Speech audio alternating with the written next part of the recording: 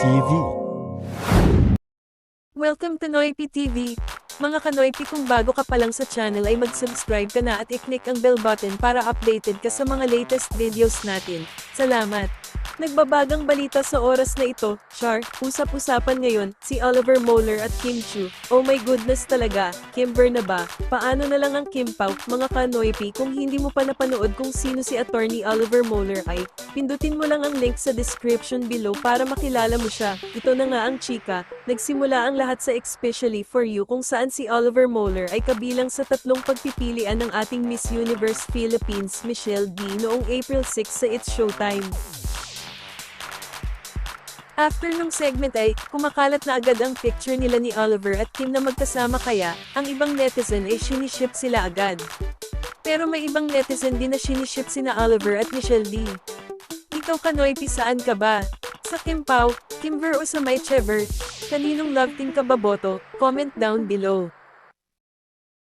Pero anyway, base sa ating nasagap na chika ay, nanliligaw daw si Oliver kay Kim. Nagulat ang lahat ng bumisita si Oliver sa It's Showtime noong April 16.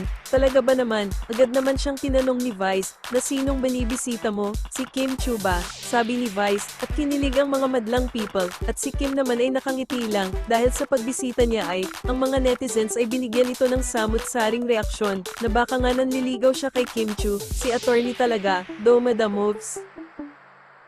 Sa kabila nito ay na-interview naman si Oliver about sa pagbisita niya sa It's Showtime, pero tinanong siya, kung nililigawan niya ba si Kim. At ito ang sagot naman ni Oliver, pakinggan natin. Pero are you courting Kim? I don't think it's fair that I speak about that without Kim's permission, so I'm so sorry, I hope you understand. But Kim's pretty nice. Okay. At ito naman ang mga komento ng mga netizens.